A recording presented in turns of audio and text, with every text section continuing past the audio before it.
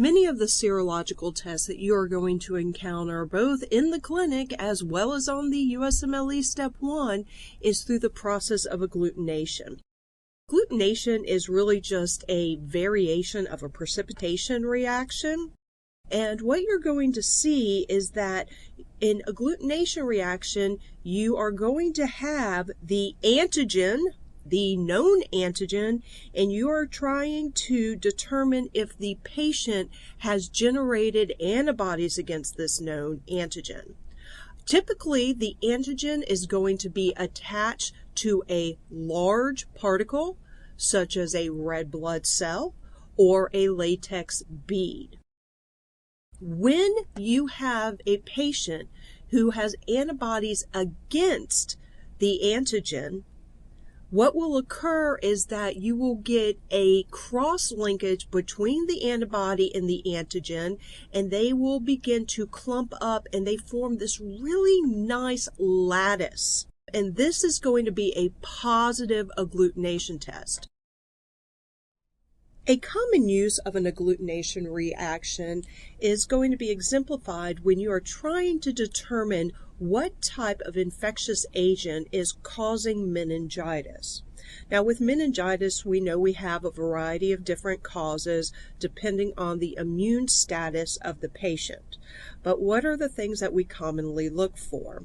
Well, when we do a lumbar puncture and pull up the CSF, we are going to want to know if the individual has developed antibodies, again, against some of these common pathogens like Haemophilus or strep pneumo, maybe a little Neisseria meningitidis if the patient is older, maybe in their late teens, early 20s, and obviously we're going to look for things like cryptococcal infections, especially if we have an immunocompromised individuals. So how this test works is that the laboratory has a series of latex beads that are coated in the antigens from these pathogens. We then mix these antigen-laden beads with serum from the patient. And if the patient has seen and had an adaptive immune response against any of these, what you're going to see is the interaction of those specific antibodies with the antigens and a subsequent agglutination reaction as indicated here in the right-hand side. So remember, a positive agglutination reaction is going to be reflected by a clumping, lattice-like presentation. A couple of examples of agglutination assays that are going to utilize red blood cells as the particulate matter are going to be things like our ABO matching, okay, so our blood typing. You also will be exposed to the fact that the test for Epstein-Barr virus is an example of an RBC agglutination reaction. Typically, this is just the monospot test. And also, we are going to go through in great detail information about the Coombs test, which is used to determine Rh incompatibility. Now, please stay tuned because between myself and Dr. Moscatello, we're going to give you a lot more information on these particular assays. The Coombs test, which is used to determine Rh incompatibility, comes in two flavors. We have a direct Coombs test and we have an indirect Coombs test. The direct Coombs test is really only valuable if you are inspecting a second pregnancy or any pregnancy after that in an Rh negative female. And the direct Coombs test, remember it says direct, so there has to be antigen involved. Here's the tricky part, is that with the direct Coombs test, you are looking for Rh positive red blood cells from the fetus that are coded already by maternal antibody. So this is an area where a lot of people get confused because they're like, well, hey, didn't you just tell me if it's a direct test, it's looking at antigen? Well, yes, it is. The antigen, though, has already been exposed to antibodies. So again, if you get a question about the direct Coombs test, realize the answer will most likely be that a direct Coombs test identifies maternal anti-RH on the surface of the fetal red blood cells.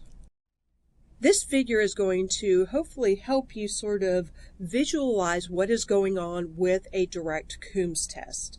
Now remember, we have to set up a little background here. The mother is always going to be Rh negative in the clinical vignette, and what we are dealing with is a pregnancy with an Rh positive child. The first pregnancy has no ill effect, and that is because that is the sensitizing pregnancy. So it is not until the birth of the child that the mother is exposed to the Rh positive red blood cells. The issue arises when that Rh negative mother has a second Rh positive child. So what is going to happen is during the progression of the pregnancy, the mother's IgG is going to very readily cross the placenta. And if the mother has anti-Rh antibodies, well, those antibodies are going to do what they are meant to do. They are going to bind to the Rh on the surface of the fetal RBCs. So what's the big issue there? Well, it's IgG, ladies and gentlemen. And whenever you have a red blood cell that is coated with IgG, there is the very strong potential to activate the complement pathways. Now, I'm going to give a shout out to Dr. Moscatello because you know how much she loves that membrane attack complex. Well, here is a situation where the membrane attack complex does some pretty serious damage. As a matter of fact, you need one membrane attack complex to build on an RBC, and that is enough to lyse that cell. So what you are concerned about is that hemolytic anemia associated with this interaction. Okay, so let's get back to the actual test itself.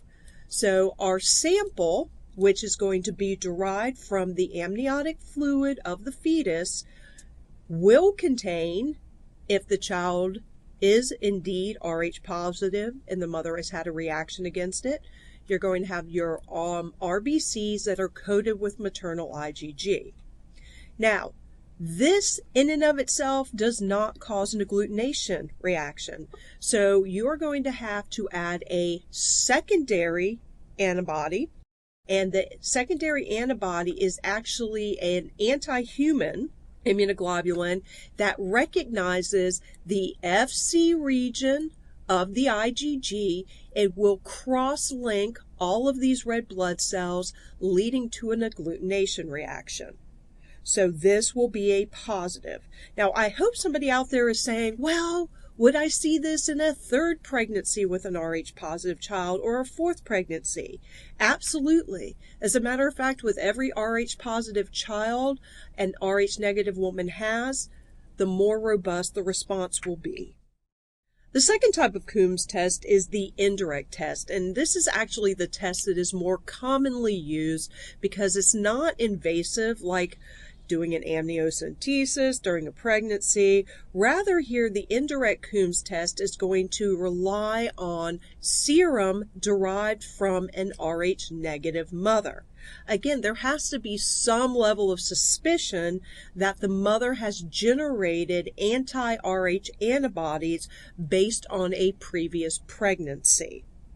And again, why is this a concern? Well, she's got lots of IgG that's against the Rh factor. So you know that IgG is going to do what it does. It's going to cross the placenta and is happily going to bind to the red blood cells and activate complement. Now, other uses of the indirect Coombs test are going to be seen in transfusion reactions.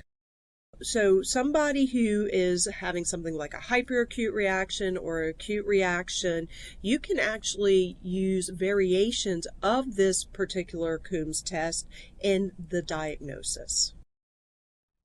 So very quickly remind yourself what we're trying to determine with our Coombs test. So our scenario again is always going to be an Rh negative mother who is having a pregnancy with an Rh positive child. And again, most of the time it's going to be about a secondary or subsequent pregnancy.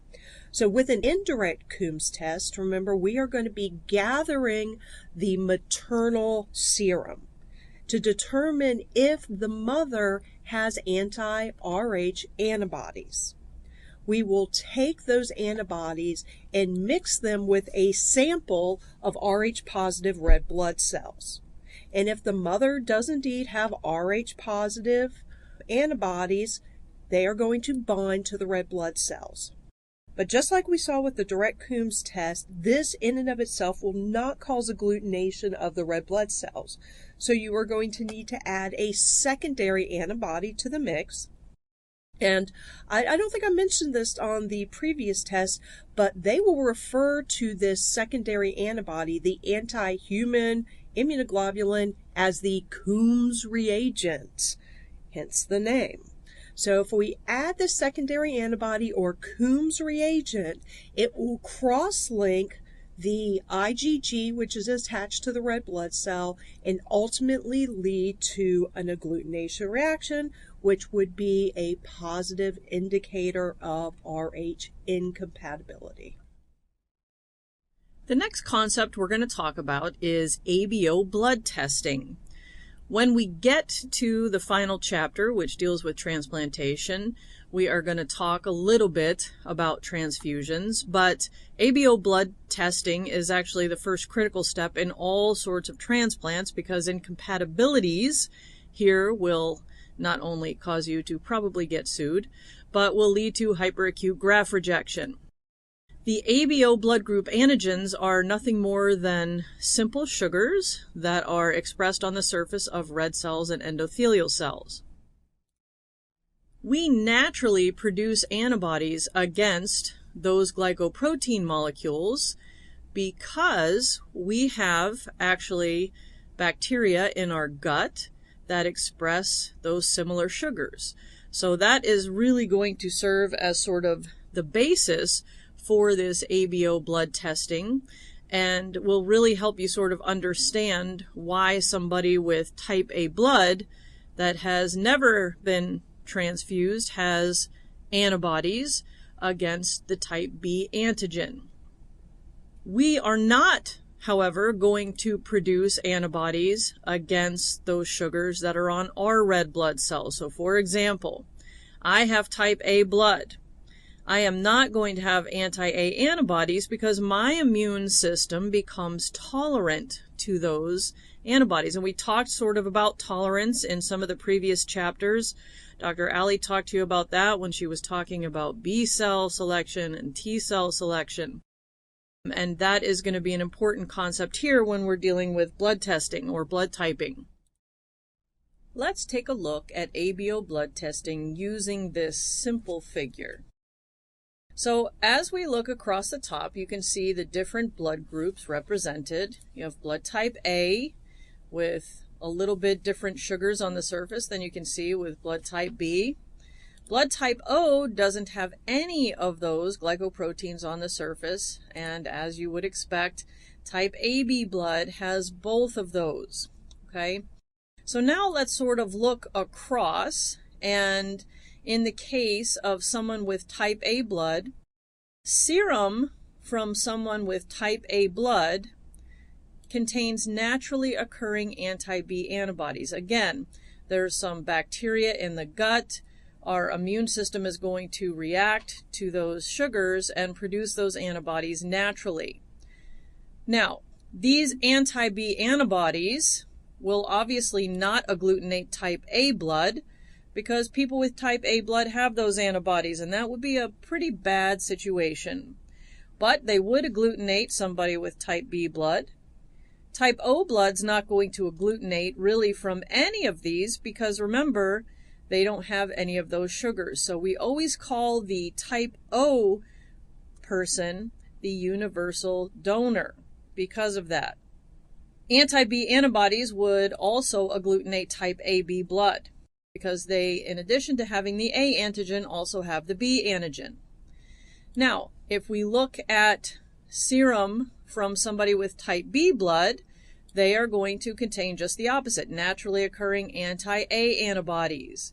And these anti-A antibodies will agglutinate type A blood and type AB blood, but not B blood, and of course not O blood. Serum from somebody with type O blood contains antibodies against both A and B. So you will get agglutination pretty much across this chart except for type O, of course, because they don't have either of those sugars. Last but not least, serum from someone with type AB blood is not going to have antibodies against either. So you will not get agglutination of any of the blood types, and we often refer to these people as the universal recipients. We are now going to take a look at something called a labeled antibody system. This is sort of one step more sophisticated than just looking at agglutination or precipitation on its own. We can use these systems for detection of antigens, either self or foreign. And the antigens can be visualized using antibodies that we have sort of manipulated and labeled with either enzymes or fluorescent antibodies. So those are some of the common tags that we can add to these antibody systems. As Dr. Ali so eloquently put it, direct tests look for antigens. The direct fluorescent antibody test is going to be no different. It is going to look for antigen in a patient. In this case, however, the antibody that we're going to use for detection has a fluorescent marker on it, okay? So the tissue sample that's tested is treated with these fluorescent antibodies, and if the antigen is present, the antibodies with that fluorescent label will bind, and we can determine whether or not the antigen is there by looking at those tissues underneath a fluorescent microscope. And with the addition of those fluorescent tags, they will emit light at certain wavelengths, so we can capture that as fluorescence. So we can get sort of a yes or a no. Some of the very common direct fluorescent antibody tests that we use are to look for viruses such as RSV, HSV1 and 2, and rabies in animal tissues. That's never going to be a good scenario. And also pneumocystis infections. Now, these are, of course, not the only ones, but these are sort of some of the most commons that you may see in some vignettes. An example of a direct fluorescent antibody test, again, direct meaning we're looking for antigen. We have our antibody that is labeled with a fluorescent marker. We look for the antigen within the patient's tissue.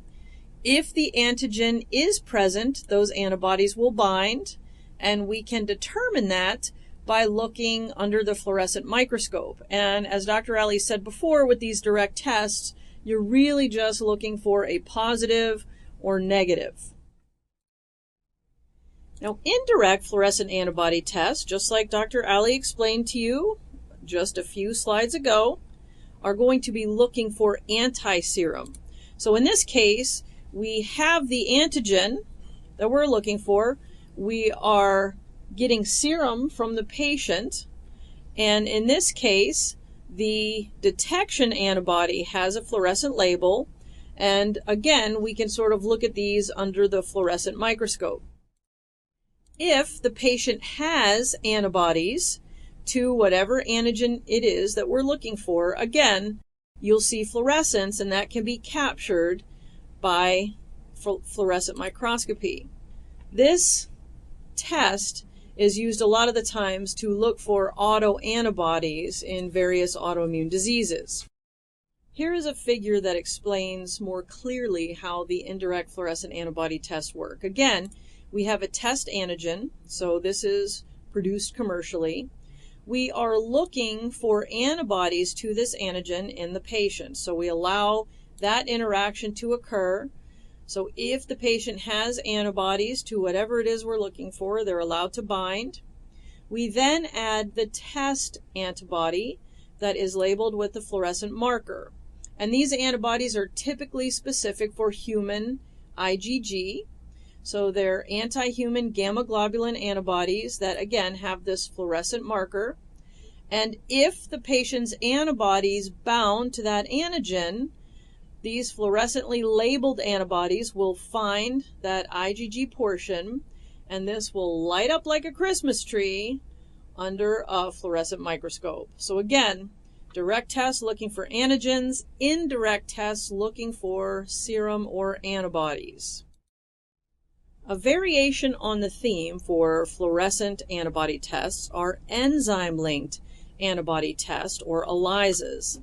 ELISAs utilize the basic same principles, except for now, instead of having a fluorescent marker, there is actually an enzyme linked to the antibody. These are very sensitive tests. We use them all over the place in clinical medicine. We can use them to detect hormones, so these form the basis of pregnancy tests. We can use them to detect drugs, proteins, all different types of things. But again, instead of having an antibody labeled to a fluorescent marker, these antibodies are labeled or linked to enzymes. In these tests, we use a chromogenic or color-changing substrate that will have a color change if the enzyme becomes activated once it is added to the system. One of the most common ways that they will talk to you about ELISAs on step 1 are in a lot of the screening tests. So the screening test for HIV is looking for the P24 capsid antigen that is already coded onto wells of what we call microtiter plates. We then add patient serum to see if they have serum that binds to P24. We then add the enzyme-linked antibody and eventually the substrate. So if the patient has antibodies to P24, those antibodies specific for the gamma chains of those IgG molecules will bind, and we will get a color change if the patient had antibodies to that particular protein within HIV. It's much easier to see what I was just referring to regarding the ELISA by looking at this figure. So we said that in patients that we might be screening for potential exposure to HIV, we use what's called a microtiter plate, which you can see over here on the right, that has been already pre-coded with P24 antigens, as you can see here. Okay? We are then going to look to see if the patient has antibodies against that P24. So we will add the patient's serum to this. And then eventually our detection antibody, which will bind to, again, the gamma chain of the antibody. But that detection antibody is linked to an enzyme. The substrate is then added to the mix, and that substrate will interact with the enzyme to give us a color change. And typically what we'll see in these tests is something similar to what you can see on the right. Now, Dr. Alley went over a very similar test like this with you, looking at agglutination versus non-agglutination. So this is the same sort of idea, but instead of looking at agglutination for titers, we're actually looking at color change, okay? And when you're given something like this to interpret on step 1, you'll always be given sort of what the positive looks like, and you can see the positive wells are all blue, so that's the color change. The negative wells are all sort of this background, I don't know, it sort of looks orange or tan or whatever. Hard to sort of pick that color. Anyways, going across, so imagine A, B, C, D, all of the letters represent different patients that are being tested. So patient A had antibodies to P24 all the way out, and when we titered these antibodies out fairly far, suggesting they probably have been exposed to HIV. If we compare that to patient B, that was only positive in the first well, which is probably just straight serum, That could be a false positive, but we would probably want to test them a little bit later to see if they sort of developed a higher titer of antibodies indicating that they were truly exposed. If we're looking again at the different patients, you could probably say that patient that is represented in row D is uninfected. They don't have antibodies to P24, and that the patient in row E had the highest titer of antibodies because the further out we diluted the patient's serum, it was still reactive to P24. So they would be considered to have the highest titer of antibodies. And again, we're still going to have to do a confirmatory test on this. And again, we'll deal with this a little bit more in microbiology, but these tests have recently changed. If you're taking the test in 2016, probably maybe even 2017, it's still going to be the Western blot. But now we've changed it to the nucleic acid test. So the confirmatory test has changed, but again, usually takes a few years to actually get incorporated into the exam. That's one of the challenges that we face when we're trying to help you guys smash this test. The last diagnostic tool we're going to talk about in this chapter is something that's super cool called fluorescence activated cell sorting, or FACS.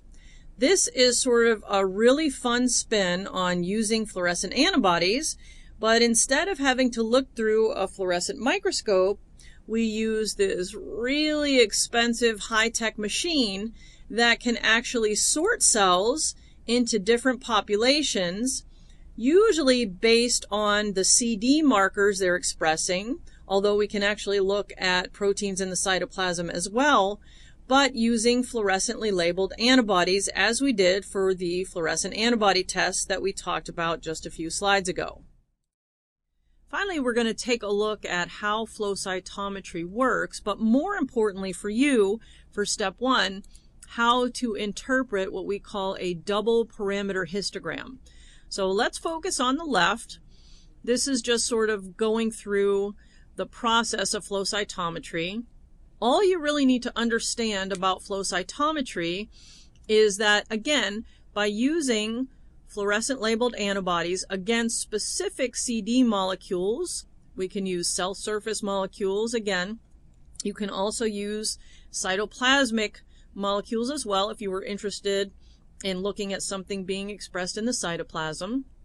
We use different fluorescent markers though, okay, that will emit light at different wavelengths, so we can capture, at least in this example, 2 different cell populations.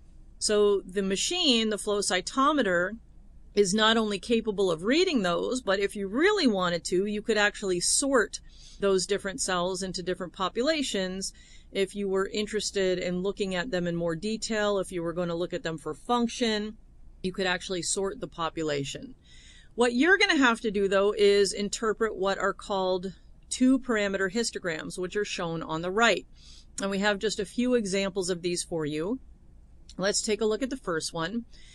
In any of these 2-parameter histograms, you're going to see labels on both axes, the X and the Y. So you can see in the first one, we're looking at the expression of CD8 versus CD3, okay? And you also have 4 quadrants. They are not sort of a standard labeling process for the quadrants, so you're just going to really have to pay attention to how they label them on the exam. You can have here, you have quadrant 1, 2, 3, and 4, and that's how I'm going to refer to them as we're sort of walking through these examples.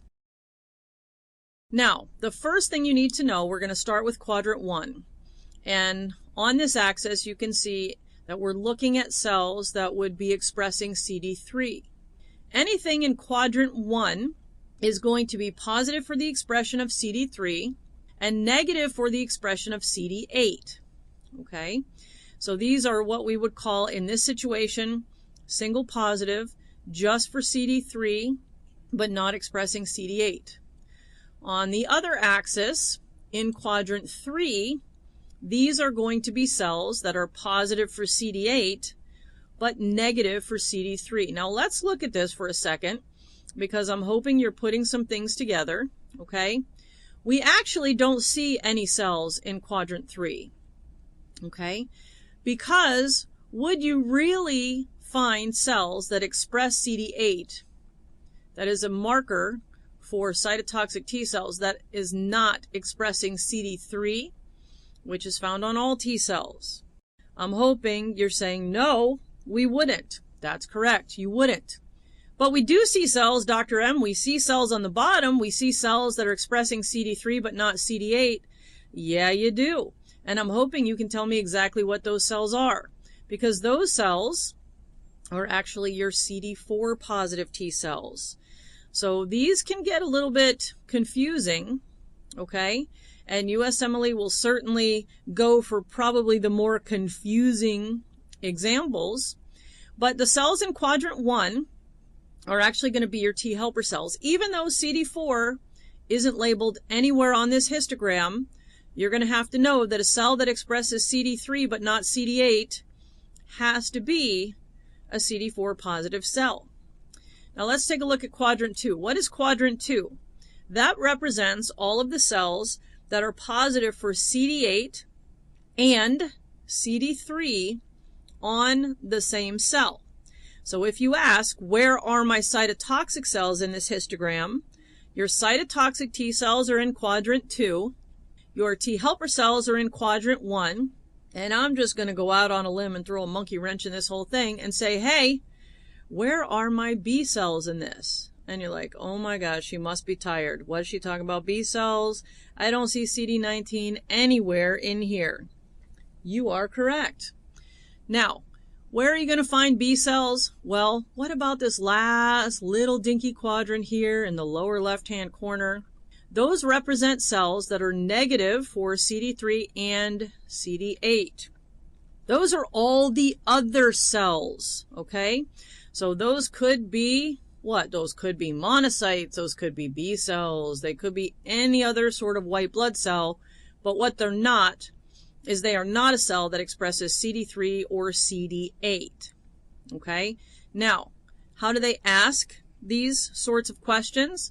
Well, they might ask you, in which quadrant would you see the cells that give you a very specific antiviral response? That's going to be your CD8 positive T cells in quadrant 2. In which cells do you find the cell type that drives the delayed type hypersensitivity reaction? I think we mentioned that a few times. You should know that those are Th1 cells, and those will be found in quadrant 1. What about the cells that are infected with EBV through the CD21? Where are those cells found? Well, again, those are B cells. Those are going to be found in quadrant 4. All right. Now let's just take a look at sort of the opposite histogram, looking at, again, CD3, but instead of CD8, looking at CD4. We have the same exact rules, okay? In this case, quadrant 1 are cells that are CD3 positive, but CD4 negative. In quadrant 3, CD4 positive, but CD3 negative. And we see the pretty much exact same pattern, right? We don't have any cells in quadrant 3 because all of our CD4 cells should be expressing CD3 and found in quadrant 2. So in this middle histogram, our helper cells are found in quadrant 2 because any CD4 expressing cell should also be expressing CD3. Now, where are our cytotoxic cells found? Well, those are going to be found in quadrant 1 because, again, any cell that is expressing CD3 but not CD4 has to be a cytotoxic T cell. All right? So it's sort of the opposite of what we just went over. But again, our B cells, our monocytes, or other cells that we're not specifically looking for are going to be found in this lower left-hand quadrant. When you can't see it labeled, but it's quadrant 4. All right, last but not least, a really easy histogram.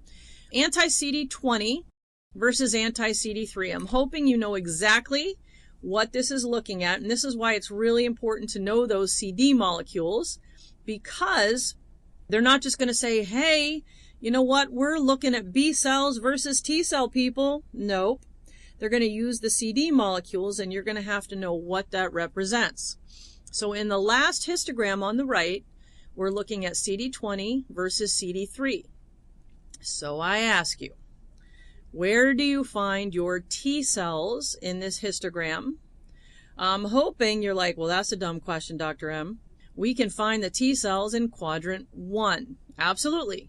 Because all T cells express CD3, so our T cells are going to be in quadrant 1.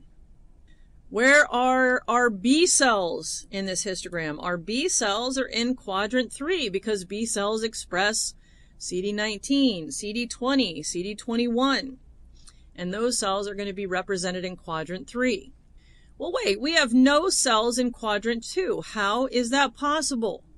Well, it's possible because we don't have any cells that are like mutant BT cells that are expressing both CD3 and CD20. So that quadrant is empty. If you should ever find something there, it's either a mistake or you're going to be very famous because that cell does not exist. And then again in the bottom, what are we looking at in the bottom? Any cell that's not a B cell or a T cell. So our monocytes can be down there, natural killer cells could be down there. Any cell we're specifically not looking for with CD20 or CD3. Now, just to put a little bit of a clinical spin on this, if you had a patient that had X-linked hypogammaglobulinemia, you are going to have a histogram that looks a little bit different than this, right? So in those patients, you are going to have cells in quadrant 1 because those patients do have T cells. You won't have any cells in quadrant 2, but you also won't have any cells in quadrant 3. So again, if you have a patient with X-linked agammaglobulinemia, you're not going to have any CD20 positive cells. Remember, that's the only humoral deficiency where you absolutely don't see any B cells, so that quadrant would be negative. Now, I'm going to put a different spin on this, so you have to think a little bit. But if I told you you had a histogram like the one on the right, where quadrant 1 was empty, okay, quadrant 1 was blank, there was no cells in it, I'm hoping you would tell me that that might represent a George, okay?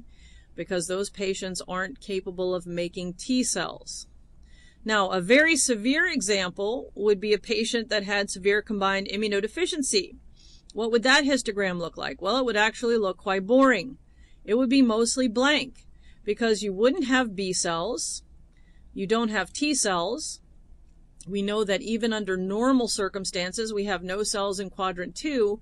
So when a patient with severe combined immunodeficiency, you would only see cells in what we refer to as this double negative quadrant, which represents cells that are negative for CD20 and CD3.